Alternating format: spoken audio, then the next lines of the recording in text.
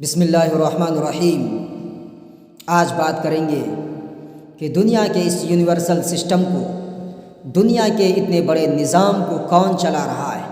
کون کنٹرول کر رہا ہے۔ سورج اپنے وقت سے نکل رہا ہے، اپنے وقت سے ڈوب رہا ہے۔ چاند اپنے وقت سے نکل کر کے چھپ جاتا ہے، سورج اپنے وقت سے نکلتا ہے، ستارے اپنے وقت سے نکلتے ہیں اور اپنے وقت پر بے نور ہو جاتے ہیں۔ دنیا کی چیزیں اور دنیا کا تاپمان، دنیا کی ٹھنڈک اپنے لیول کے اعتبار سے چل رہی ہے۔ اس کو کون کنٹرول کر رہا ہے؟ سب سے پہلے ہم انسان کی پیدائش اور دنیا کی چیزوں کی پیدائش کے بارے میں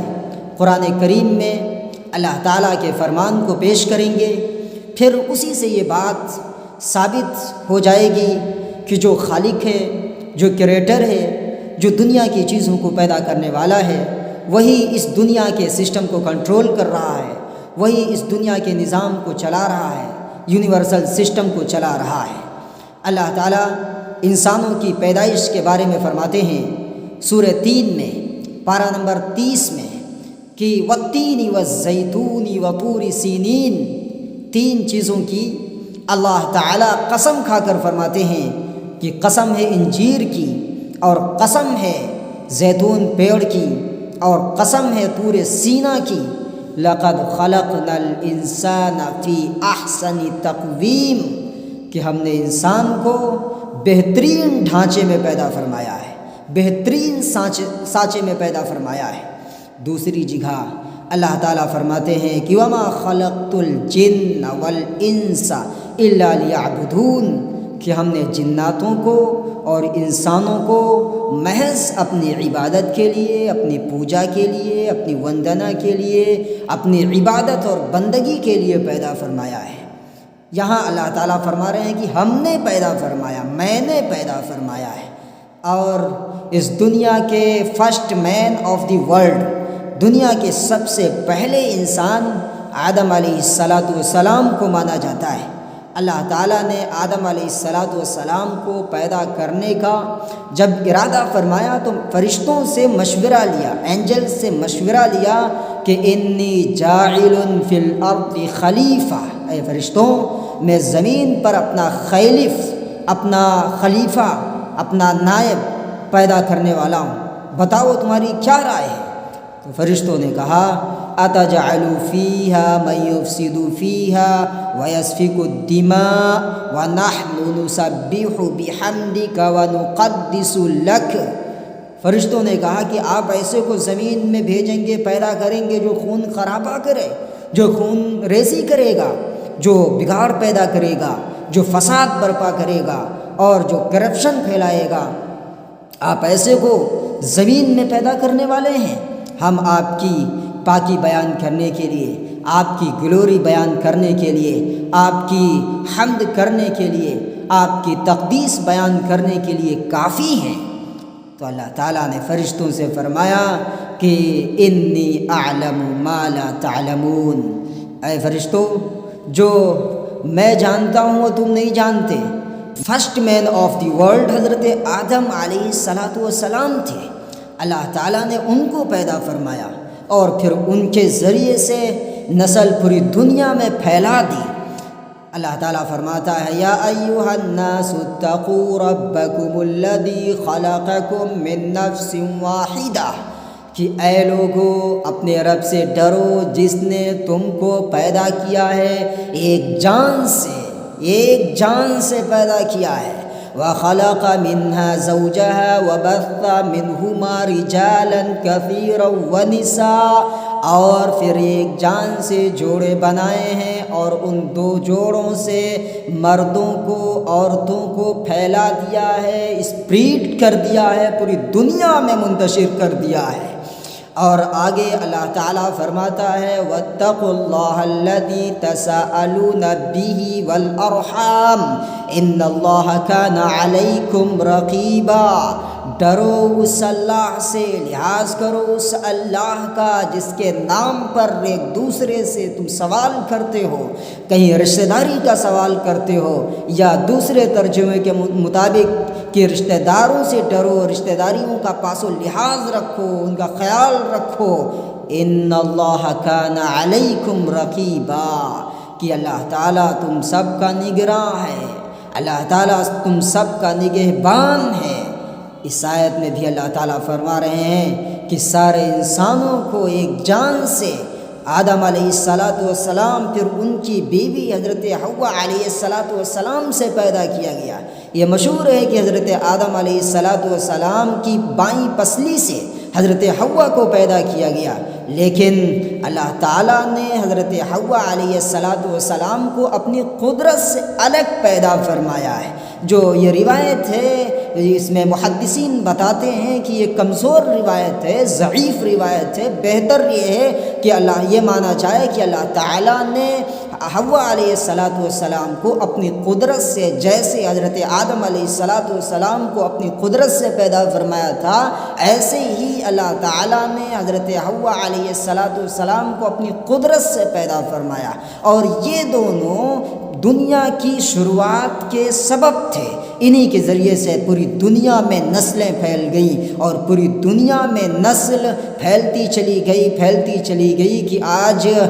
7-8 ارب کے آس پاس پوری دنیا میں انسان بستے ہیں۔ اللہ تعالیٰ دوسری جگہ فرماتا ہے کہ یا ایھا الناس اعبدوا ربکم الذی خلقکم والذین من قبلکم لعلکم تتقون۔ اے لوگو، اپنے رب کی بندگی کرو، اپنے رب کی عبادت کرو، اپنے رب کی وندنا کرو، اپنے رب کی پوجا کرو۔ الذی خلقکم، جس نے تم کو کریٹ کیا ہے، جس نے تم کو پیدا کیا ہے، والذین من قبلکم، اور ان کو بھی پیدا کیا جو تم سے پہلے تھے، لعلکم تتقون، ہو سکتا ہے کہ تم جہنم کی آگ سے بچ جاؤ، اللہ کی پھٹکار سے بچ جاؤ، اللہ تعالیٰ کے غضب اور غصے سے بچ جاؤ۔ الذی جعل لکم الارض فراشا،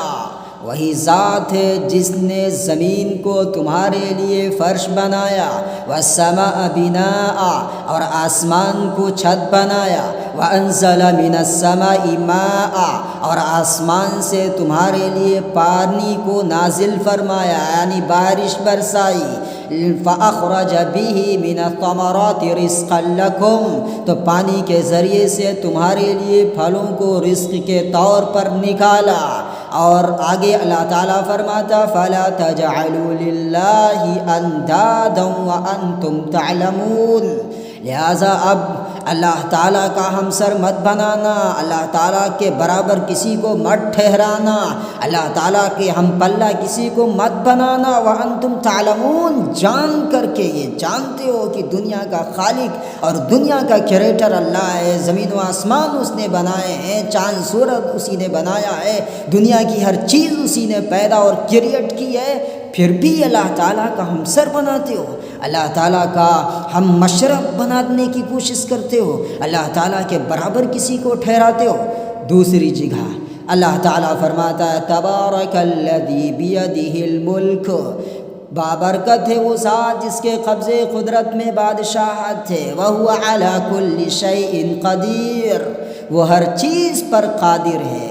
ہر چیز پر قدرت رکھتا ہے۔ الذی خلق الموت والحیات لیبلوکم ایکم احسن عملا وہو العزیز الغفور، جس نے موت کو پیدا کیا، زندگی کو پیدا کیا، اس لیے کہ تم سب کو آزمائے، تم سب کا امتحان لے، تم سب کا ٹیسٹ لے کہ تم میں سے کون سا بہترین عمل کرنے والا ہے، اور وہ زبردست بخشنے والا ہے، تمہاری خطاؤں کو، تمہاری لغزشوں کو، تمہاری غلطیوں کو، تمہاری معصیت کو، تمہارے گناہ کو، تمہارے سنس کو وہ بخشنے والا ہے۔ دنیا کی زندگی میں جو غلطیاں کرتے ہیں، اس کی نافرمانی کرتے ہیں، اس کے حکموں کو ہم نہیں مانتے اور چھوڑ دیتے ہیں، چوک ہو جاتی ہے، بھول ہو جاتی ہے، وہ بخشنے والا ہے۔ آگے اللہ تعالیٰ فرماتا ہے الذی خلق 7 سماوات طباقا،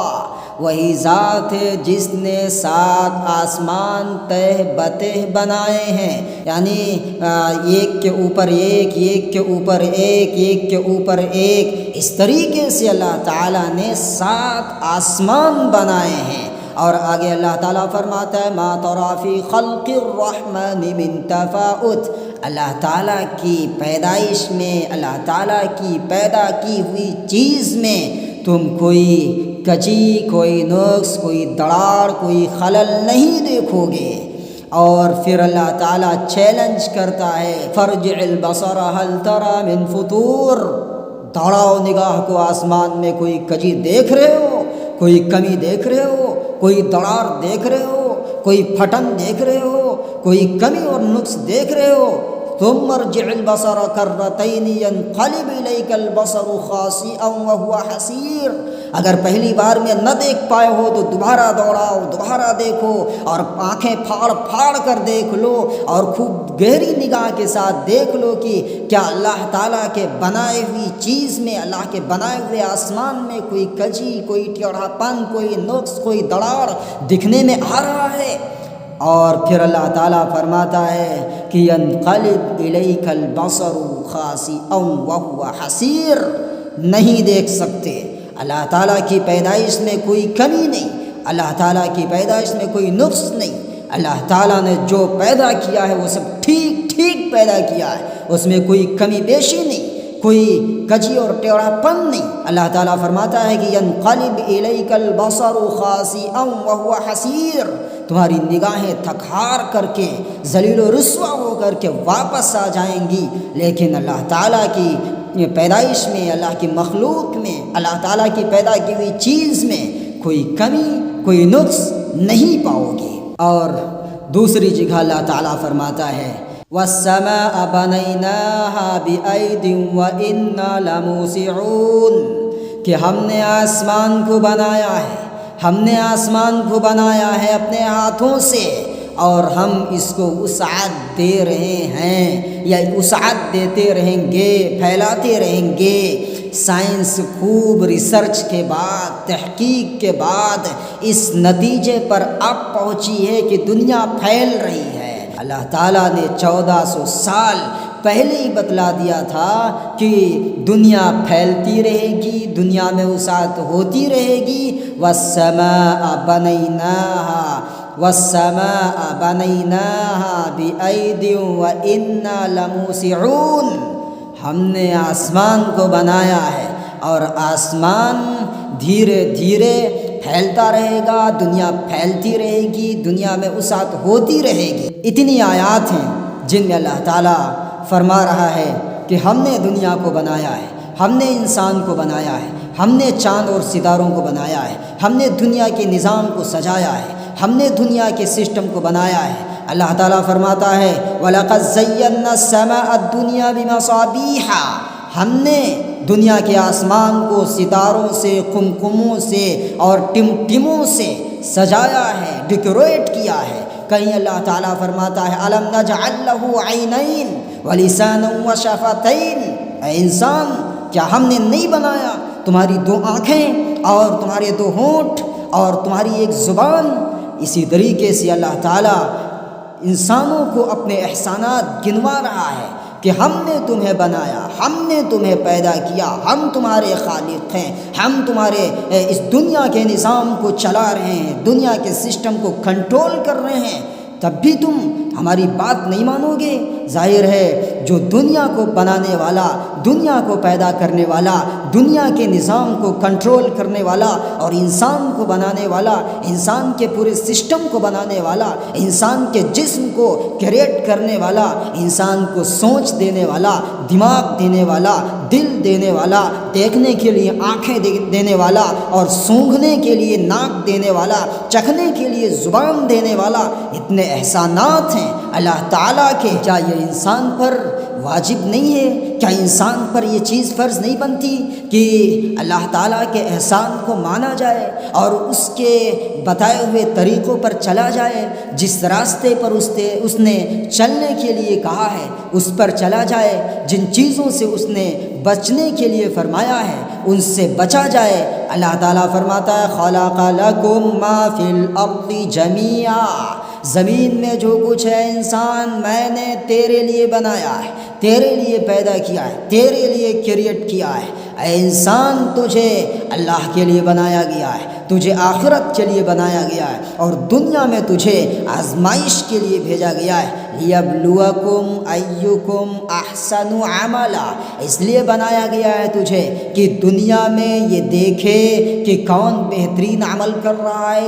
کون اچھا عمل کر رہا ہے، کون گڈ ڈیڈ کر رہا ہے اور کون برا عمل کر رہا ہے۔ اللہ تعالیٰ فرماتا ہے، حدیث قدسی ہے کہ کنت کنزا مخفیا فاردت ان اعرف فخلقت الخلق،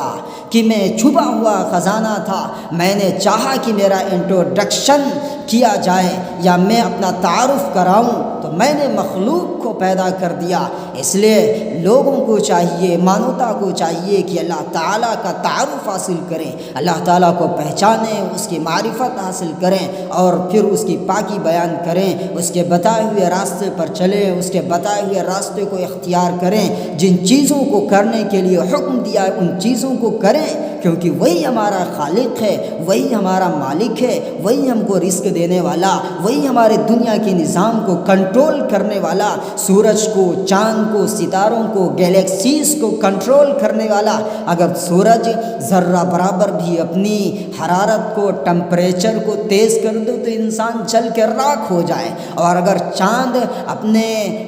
درجہ برودت کو، ٹھنڈے پن کو زیادہ کر دے تو انسان جم کے بالکل پٹرا ہو جائے۔ اس لیے اللہ تعالیٰ اس دنیا کے نظام کو چلا رہا ہے اور اس دنیا کے سسٹم کو کنٹرول کر رہا ہے، اور جب وہ دنیا کا خالق ہے تو پھر ہمیں چاہیے کہ ہم اپنے خالق کی بات مانیں، اپنے رب کی بات مانیں، اسی کی عبادت کریں، اسی کے بتائے ہوئے راستے پر چلیں، اسی کے سامنے سر جھکائیں، اسی سے اپنی لو لگائیں، اسی سے دعائیں کریں، اسی سے اپنی بگڑی بنوانے کے لیے کہیں، اپنی حاجت اسی سے پوری کروانے کے لیے درخواست کریں، کیونکہ وہ ہمارا رب ہے۔ للہ الامر من قبل و من بعد، کہ